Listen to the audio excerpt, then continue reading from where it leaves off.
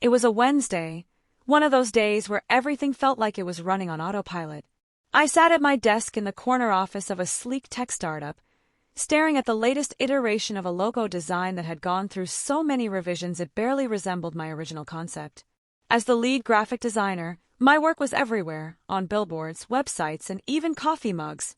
Yet, for all the visibility, I couldn't shake the feeling that something was missing. My designs might have been impactful, but they no longer felt meaningful. "You need a night out?" Rachel's voice chirped over the phone later that evening. Rachel was my best friend and polar opposite. Outgoing, adventurous, and always the first to RSVP to anything remotely social. "There's a gallery opening downtown tonight. You're coming," I groaned. Art galleries were Rachel's world, not mine. My comfort zone was more along the lines of Netflix and takeout. "I'm not exactly the mingling type," I argued, but Rachel wasn't having it. "No excuses. Be there by 7. Wear something nice," she insisted before hanging up. That evening, I found myself standing in the middle of a brightly lit gallery, feeling like an imposter in my own skin. The crowd buzzed with the kind of energy that only people who genuinely love small talk could generate. I shifted my weight awkwardly, holding a glass of wine I had no intention of finishing. The walls were lined with abstract paintings that, while beautiful, felt oddly distant. They were like the people here. Polished, intriguing, but hard to connect with. Then I saw him. At first, he was just another face in the crowd, but something about him drew my attention. He stood apart, both physically and emotionally, from the clusters of people around him. While others skimmed past the paintings, offering quick glances and shallow comments, he lingered in front of one piece, his expression thoughtful, almost reverent. He wasn't there to be seen, he was there to see. Our eyes met briefly, and he smiled. It wasn't the kind of smile people put on for appearances. It was genuine, warm, and completely disarming. Before I knew it, I was walking toward him. "What do you think of it?" I asked, gesturing to the painting that had held his attention. It was a swirl of colors, reds and blues colliding in chaotic harmony. "It's like a storm and a sunrise at the same time," he said, his voice steady but soft. "Beautiful, but kind of overwhelming. Like life, I guess." I nodded, surprised by how much sense that made. I hadn't thought of it that way. "I'm Julian," he said, offering his hand. "Nice to meet you." "I'm well, a bit out of my element here," I admitted with a nervous laugh. He chuckled. "Me too. But the art makes it worth it." We started talking, first about the painting and then about everything else. I learned that Julian was a freelance writer who specialized in fiction. He told stories about ordinary moments that most people overlooked. The way someone's face lights up when they talk about their passions, or the quiet sadness in a goodbye that no one acknowledges. His words had a way of pulling you in, making you see the world through his eyes. "What about you?" he asked. "What brought you here tonight?" I hesitated. Honestly, my friend dragged me here. She thought I needed a change of scenery. And did it work? I glanced around the gallery, then back at him. Yeah, I think it did. The evening passed in a blur of conversation. Julian wasn't like anyone I'd met before. When the night ended and we went our separate ways, I couldn't stop thinking about him. There was a spark, something I hadn't felt in years, and it terrified me as much as it thrilled me. The days that followed were a mix of routine and anticipation. I couldn't stop thinking about Julian, replaying our conversation at the gallery and wondering if I'd ever see him again. Then, as if the universe had been listening, he reached out. A simple message popped up on my phone. "Hey, I really enjoyed talking with you the other night. Want to grab coffee?" I must have stared at it for 5 whole minutes before replying. "Sure, sounds great." I wrote back, trying not to overthink it. We met at a little cafe downtown, one of those cozy spots with mismatched furniture and the smell of freshly brewed coffee hanging in the air. Julian was already there when I arrived, sitting at a corner table with a notebook open in front of him. He looked up and smiled as I walked in, that same disarming, genuine smile that had stayed with me since the gallery. The conversation flowed effortlessly, just like before. He told me more about his writing / 2014, how he loved capturing fleeting moments, the kind most people overlooked. In turn, I shared stories about my work, how designing had once felt like creating something meaningful, but now felt like just another task on a to-do list.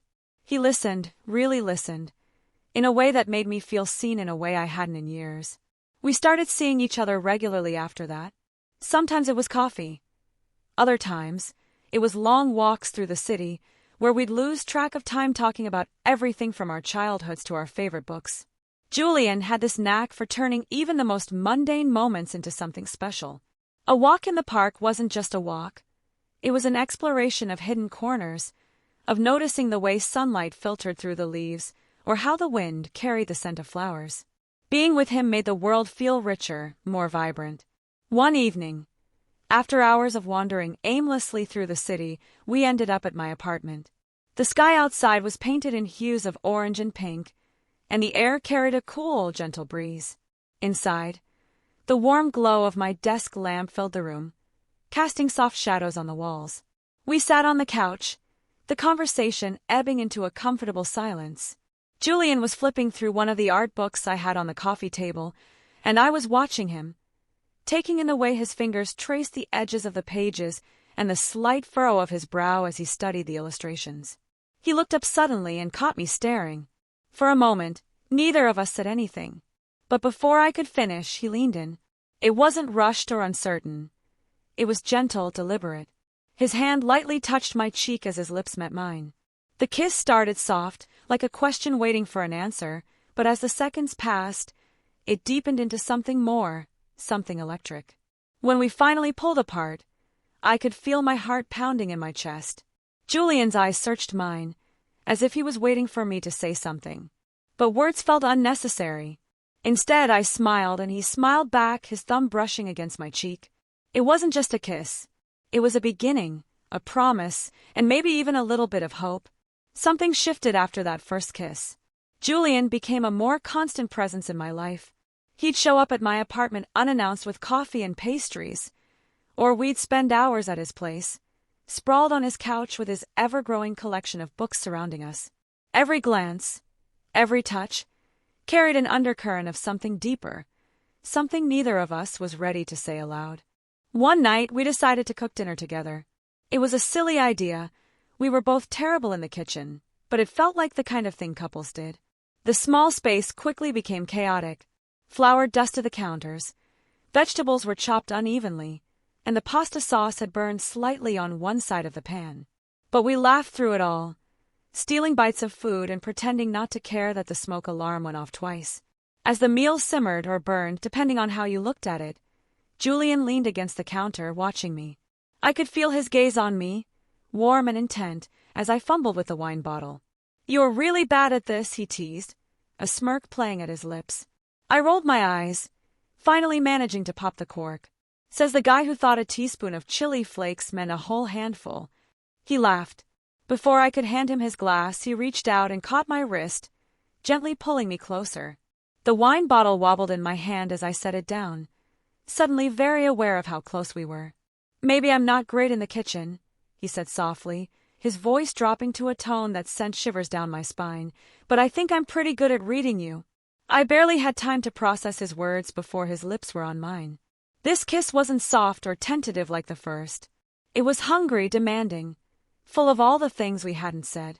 His hands gripped my waist, pulling me closer until there was no space left between us. I tangled my fingers in his hair, matching his urgency, feeling the heat of his body against mine. We barely made it out of the kitchen. Somewhere between the counter and the couch, his shirt ended up on the floor, and I was pressed against the wall, his lips trailing down my neck. My breath hitched as his hands roamed over my back, finding places I didn't even realize were aching to be touched. "Julian," I whispered, my voice unsteady but filled with want. He paused, his forehead resting against mine as he caught his breath. His eyes met mine, dark and filled with an intensity that made my knees weak. "Tell me to stop," he murmured, his hands gently cupping my face. I shook my head, my heart pounding so loudly I was sure he could hear it. "Don't stop." That was all he needed. The rest of the night blurred into a haze of kisses, whispers, and tangled sheets. It was as if we'd been holding back for weeks, and now everything we'd kept inside was spilling out in waves of passion and longing. When the sun started to rise, painting the room in soft hues of orange and pink, we lay tangled together on the couch, my head resting on his chest. His fingers traced lazy patterns on my arm, and for the first time in what felt like forever, I didn't feel the need to fill the silence. I didn't know what this meant or where it was going, but in that moment I didn't care. All I knew was that Julian was here, and for the first time in a long time, I felt whole. I replayed our conversation over and over, wondering if I had pushed too hard or if I had finally hit the wall he'd been building all along. Despite everything, I didn't regret confronting him. I needed clarity, not just for us but for myself. His message came on a rainy afternoon, simple and without fanfare. It read like an olive branch, an unspoken apology. Come over tonight. I need to explain. The hours leading up to that evening dragged. My mind was a whirlwind of possibilities, ranging from the mundane to the dramatic. By the time I stood outside his apartment door, I was exhausted from my own overthinking. The door opened before I could knock twice. Julian's face was pale, his eyes darker than I'd ever seen them, like he hadn't slept in days. The air in the room felt thick, heavy with whatever weighed on him. He led me to the couch, and we sat in a silence that buzzed with unspoken tension. For once, his usual composure was gone. His hands were restless, twisting a ring he wore, his body brimming with an energy that didn't match the quiet around us. When he finally spoke, his words came slowly, as if pulling them out took all his strength. He told me about the family he had once been part of, and how they had shaped him in ways he could hardly articulate. It wasn't a story filled with dramatic betrayals or tragedies, just the slow erosion of trust. Love and his family had been a currency, exchanged for achievement and compliance. The distance he maintained from people, the vagueness when he talked about his past, it all began to make sense. It wasn't that he didn't care. He cared too much, and caring meant opening himself to the possibility of being left behind again.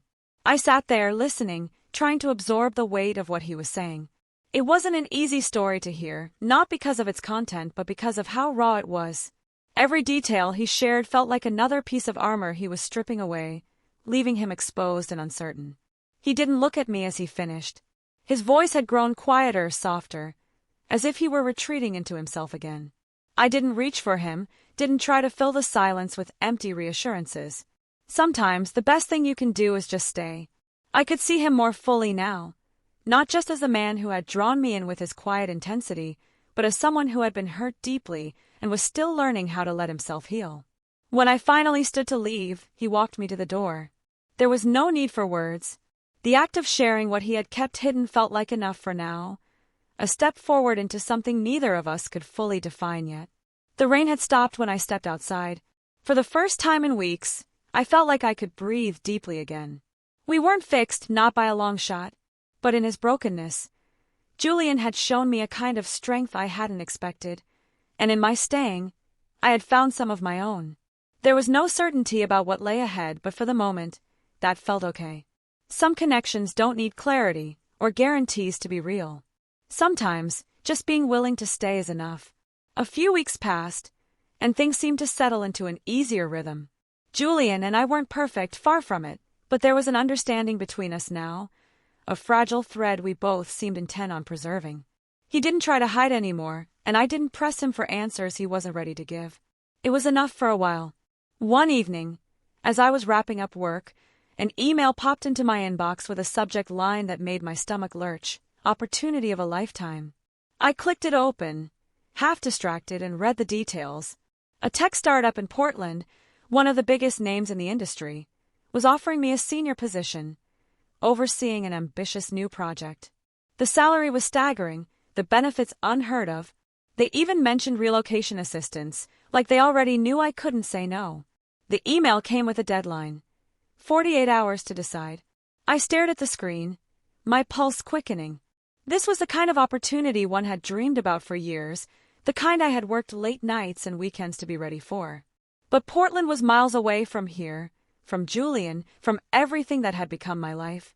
I didn't tell him right away. I needed time to process it on my own, to figure out how I felt before facing whatever this decision would mean for us. Instead, I threw myself into the practicalities, researching the city, the company, and what the job might entail. By the time I saw Julian again, 2 days had passed, and the clock was ticking down. We met at the park where we often walked, the fading light casting long shadows over the path. He noticed the tension in me immediately, Something's on your mind, he said. It wasn't a question. I nodded, feeling the weight of the words I had to say. I got a job offer. A big one. In Portland. His expression didn't change at first, but I saw the way his jaw tightened, the subtle shift in his posture. When would you leave? He asked after a moment. Soon, I admitted. If I take it, they'd want me there in a month. He nodded, his gaze fixed on the horizon. It's what you've been working for, right? I couldn't tell if he was asking or affirming, but the neutrality in his tone stung more than any argument could have. Julian, I began, unsure of what I wanted to say. I haven't decided yet. I wanted to talk to you first. He looked at me then, his eyes searching mine. For a moment, I thought he might say something to stop me, to tell me that staying was worth more than any job. But instead, he just nodded again. I won't stand in your way, he said softly. The words felt like a door closing. I wanted to reach for him, to pull him back, but something in his expression stopped me. This wasn't just about the job, I realized. This was about the walls he had built and the life he had crafted for himself, a life where letting someone in was as terrifying as losing them. As we walked back to the car, silence stretched between us, heavy and unyielding.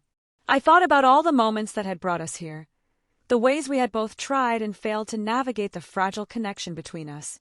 That night, I stared at the email again, my finger hovering over the reply button. No matter what I chose, something would be left behind. The unexpected twist wasn't the offer itself, it was the clarity it brought. For the first time, I saw how much of myself I had poured into this relationship, hoping it would fill the gaps I didn't want to face in my own life. And for the first time, I wondered if Julian felt the same.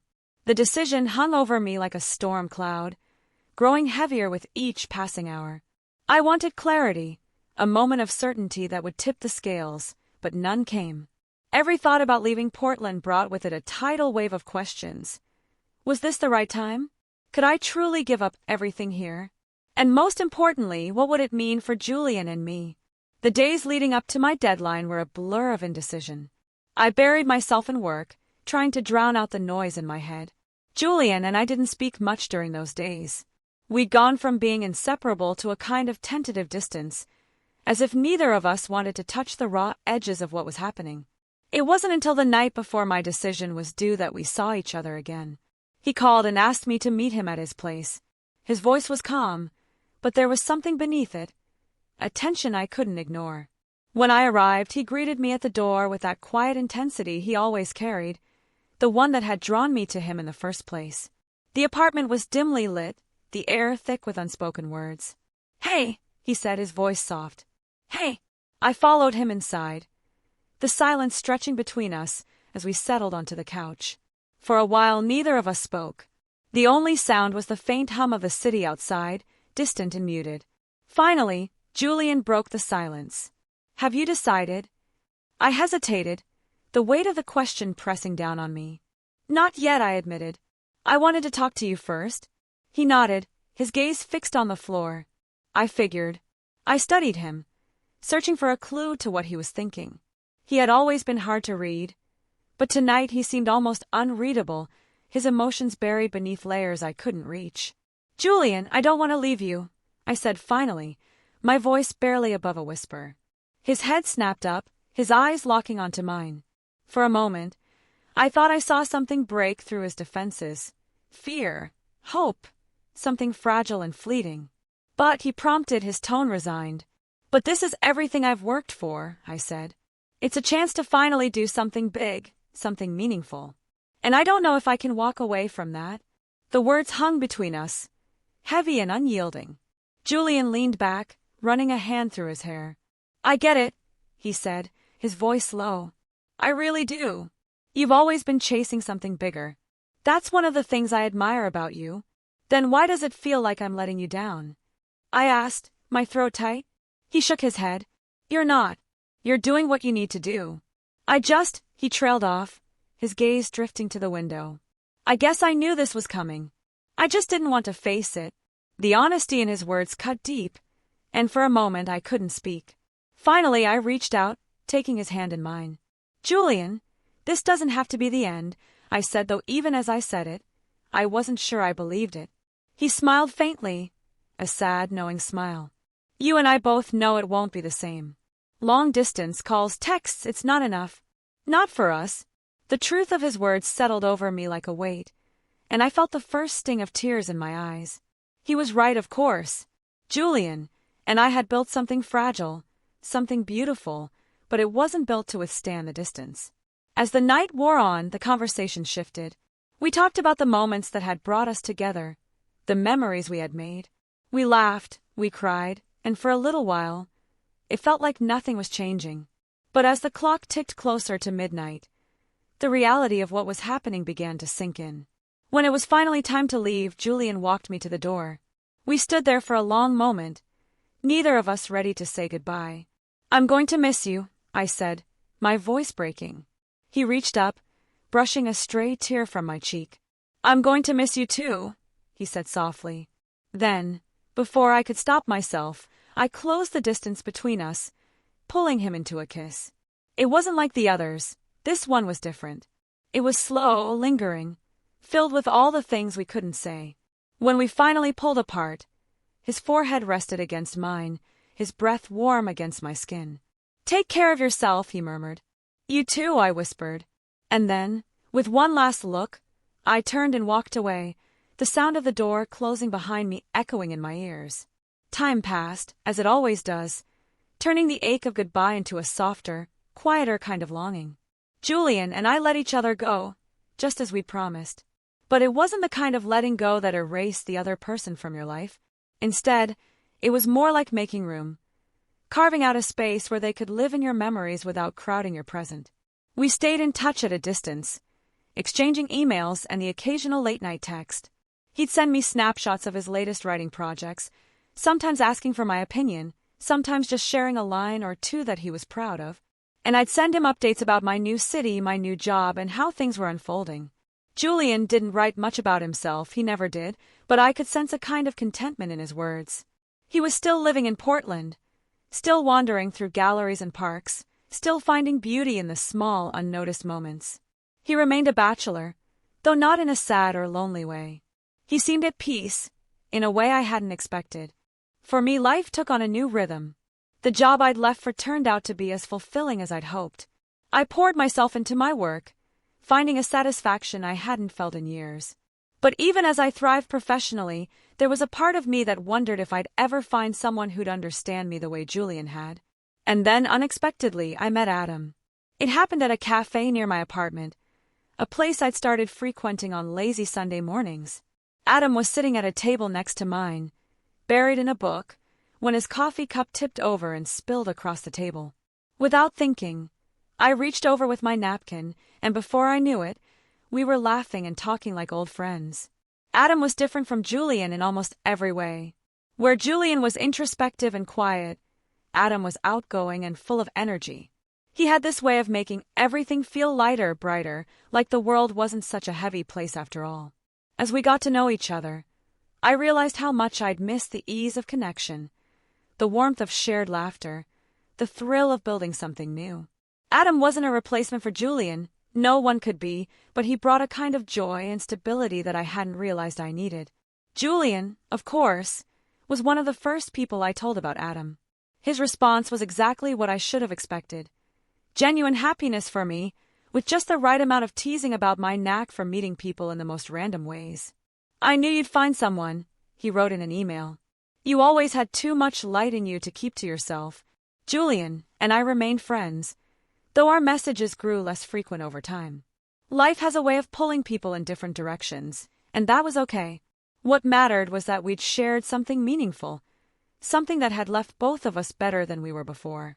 Looking back, I realized that Julian had taught me how to be open, how to take risks not just in love but in life.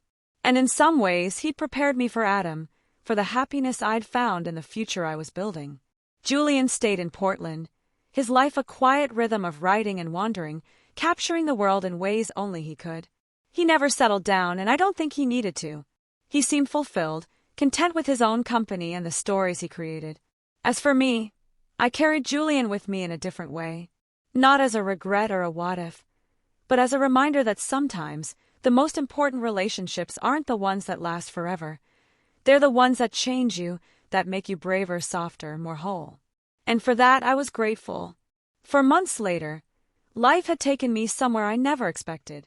Adam and I had grown closer with every passing week, our bond deepening in ways that felt easy, natural, and certain.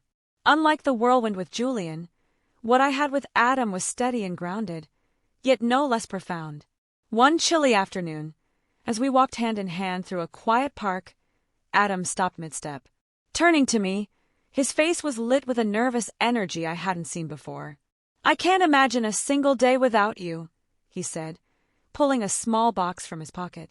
"I don't want to just imagine the future. I want to build it with you." My heart raced as he opened the box to reveal a simple, elegant ring. It wasn't extravagant, but it didn't need to be. It was perfect, just like Adam's timing, just like this moment. Without hesitation, I said yes. We both wanted something intimate, something that felt true to us. So, on a crisp winter morning, we exchanged vows in a tiny courthouse ceremony. There were no friends, no family, no grand gestures. Just the two of us, promising to love and honor each other for the rest of our lives. When the clerk pronounced us husband and wife, Adam took my hands in his and gazed at me with that warm, steady look I'd come to cherish. "I love you," he said softly, his voice full of certainty. And then he kissed me. It was gentle at first, like a quiet whisper of all the promises we'd just made. But as his arms wrapped around me and I leaned into him, the kiss deepened, becoming a declaration in itself. It was tender and passionate, full of everything words couldn't quite capture. In that moment, the world seemed to fade away, leaving only the two of us in our small, perfect bubble. When we pulled back, his forehead rested against mine, and we both smiled, the weight of the moment sinking in. We had chosen each other, not for show, not for anyone else's approval, but simply because we couldn't imagine life any other way. For all the twists and turns, for all the heartbreaks and choices that had led me here, I knew this was exactly where I was meant to be.